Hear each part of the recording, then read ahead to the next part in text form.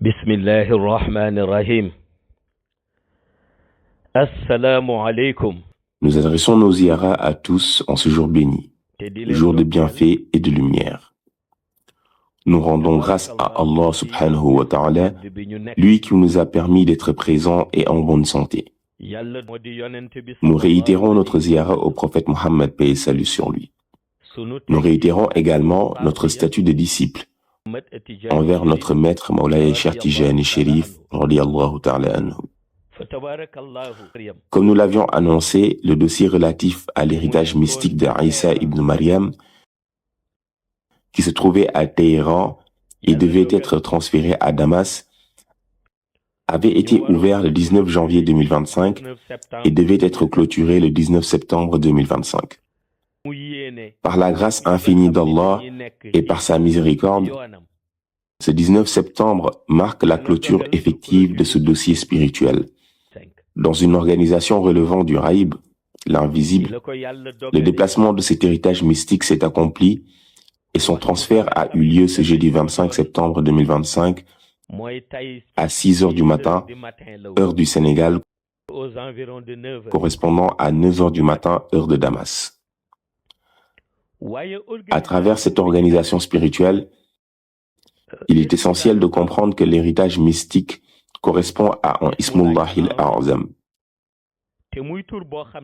nom suprême d'Allah, faisant partie des Ismullahil Husna, jusqu'à Sabour. Il convient également de rappeler qu'Isa ibn Maryam s'était familiarisé avec un nom particulier d'Allah, à savoir Ya Faradu. C'est par la puissance de ce nom divin qu'il accomplissait ses miracles, chacun de ses mu'jizat étant lié à cette invocation. Or, ce nom a été remplacé par la volonté d'Allah subhanahu wa ta'ala, par l'héritage mystique qui se trouvait à Téhéran, et qui, par décret divin, a été déplacé à Damas ce jeudi 25 septembre 2025, à 6 heures du matin, heure du Sénégal, correspondant à 9 heures, heure de Damas.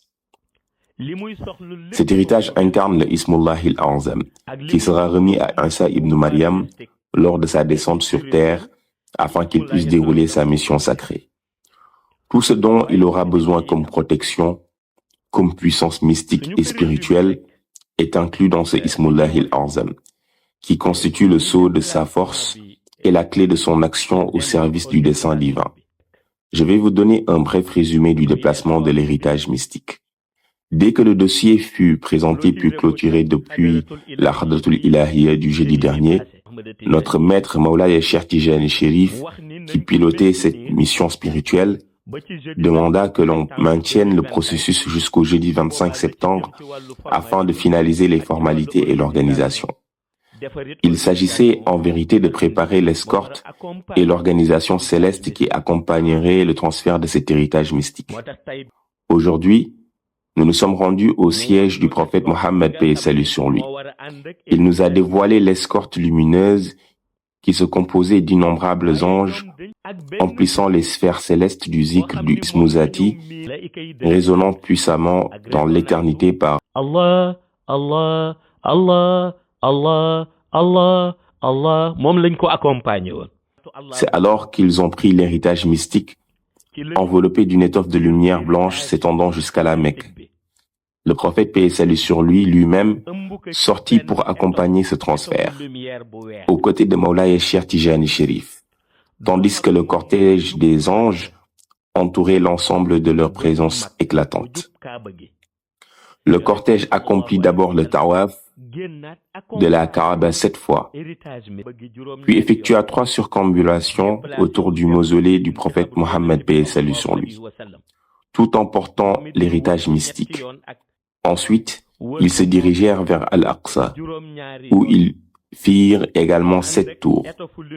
Sur ce chemin sacré, ils passèrent par notre pays, le Sénégal, où ils firent 7 fois le tour de la Jamia Masjidun Nour, puis 19 fois le tour du mausolée. À ce moment précis, les anges confièrent l'escorte aux Nawamis, qui reprirent la procession au rythme lumineux de l'invocation Allahu nurullahi la ilaha illallah. Allahu nurullahi la ilaha illallah. Allah. Allahu nurullahi la ilaha illallah. Allahu nurullahi la ilaha illallah Allah.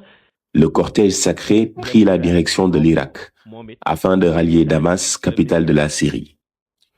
Une fois arrivé à l'endroit même où devait être implanté l'héritage mystique de Isa ibn Maryam, le prophète Mohammed, paix et salut sur lui, récita la sourate Al-Fatiha, suivi de Mawlaya Cheikh Tijani Chérif qui récita la Salatul Fatih.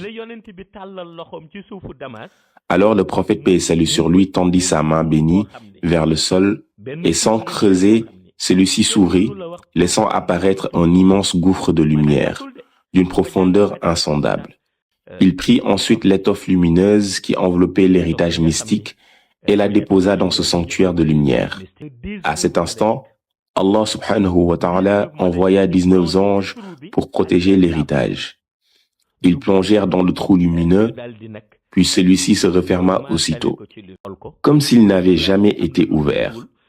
Sur le lieu même, aucun signe, aucune trace ne permettait d'imaginer qu'une telle ouverture avait eu lieu.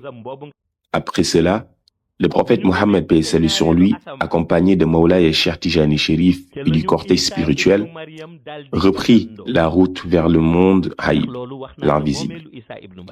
Parvenus au deuxième ciel, ils aperçurent un Isa ibn Maryam qui les attendait.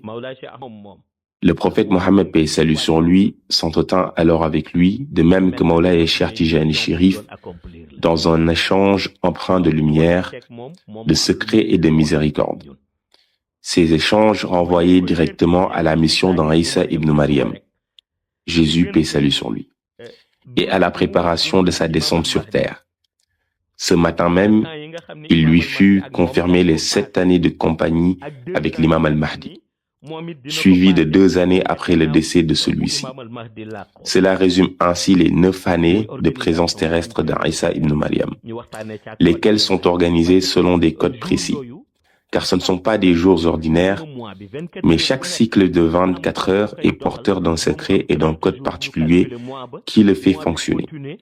Ces codes se prolongent jusqu'à la fin du mois, puis de l'année entière, transformant ces périodes en années de lumière. Le monde Haïb a fait de ces années un temps unique, marqué par une singularité spirituelle. À la suite de ces révélations, il fut constaté que l'héritage n'est plus à Téhéran, mais désormais à Damas.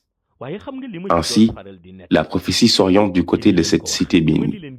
Comme je vous l'avais dit au moment de la descente d'Isa ibn Maryam, Damas sera réduite en décombres, conséquence directe de la puissance de l'héritage mystique qui s'y trouve désormais.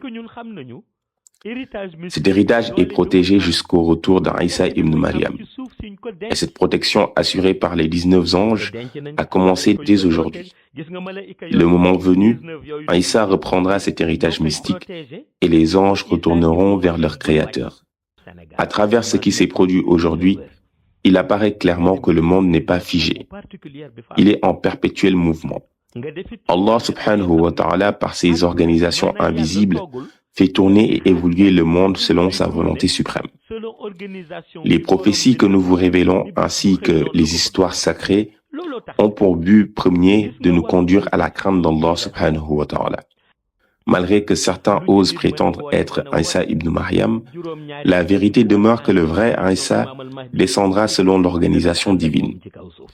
Il accompagnera l'imam al-Mahdi dans sa mission pendant 7 années, puis poursuivra 2 années supplémentaires après le décès de l'imam al-Mahdi. Après ces 9 années, Isa lui-même quittera ce monde. C'est la réalité incontestable et immuable. Nous souhaitons que chacun laisse de côté le doute et vive dans la certitude. Et c'est pourquoi nous racontons la véritable histoire. Nous n'avons aucun intérêt personnel à divulguer ces révélations. Chaque jeudi, lors de la Qadratul Ilahiyya, Allah subhanahu wa ta'ala organise son gouvernement et les hommes de Dieu assistent à cette assemblée, témoins de ce qui se déroule dans le monde. Quant à moi, Seydi Mohamed El-Cheikh, je n'ai aucun intérêt à faire croire que ce soit contraire à la certitude. Dans le soufisme, on dit que celui qui est en retard est seul responsable de son recul. Ce retard ne se limite pas aux simples zikr. Il est profondément enraciné dans le cœur. Il existe des personnes qui, lorsqu'on leur révèle quelque chose qui ne concerne pas directement leur marabout, refusent la vérité. Pourtant, la vie suit son cours et la réalité divine s'accomplit, que cela plaise ou non. C'est ainsi que fonctionne le monde haïd. Et c'est selon ce fonctionnement que l'héritage mystique d'Isa ibn Maryam se déploiera par la volonté d'Allah subhanahu wa ta'ala. Cette vie est accompagnée de certitude, car le jour de la descente d'Isa ibn Maryam, chacun pourra le voir de ses propres yeux. Il n'y aura donc pas de place pour le doute ou la surprise. C'est dès à présent que nous devons nous préparer à accueillir cette vérité avec foi et discernement. La réalité est que Mawlaya Cheikh Tijani Chérif nous a donné l'autorisation de dévoiler certains secrets, tandis que d'autres demeurent réservés et ne peuvent être révélés au public. Il y a eu ce matin des échanges qui ne peuvent être partagés, car certains mystères restent du domaine divin. Aujourd'hui, notre objectif est de permettre aux gens de vivre dans la certitude, à travers le mysticisme de la fin des temps, incarné par la mission de l'imam al-Mahdi et d'Isa ibn Maryam. Cette vérité sera attestée de manière incontestable par les missionnaires aux yeux de tous, laissant sans fondement toute polémique ou doute. Nous sommes venus apporter quelques éclaircissements sur l'organisation mystique du déplacement de l'héritage d'Isa ibn Maryam ce 25 septembre 2025 à 6 heures du matin, heure du Sénégal, et surtout le trajet jusqu'à Damas. Comme nous l'avions annoncé dès le 19 janvier 2025, l'héritage mystique serait transféré à Damas conformément à un verset de la sourate Yasin. Aujourd'hui, nous avons été témoins de ce déplacement, entourés du cortège céleste et de toute l'organisation divine. Désormais, cet héritage mystique repose sous le sol de Damas, jusqu'à la descente d'Isa ibn Maryam à travers ce verset.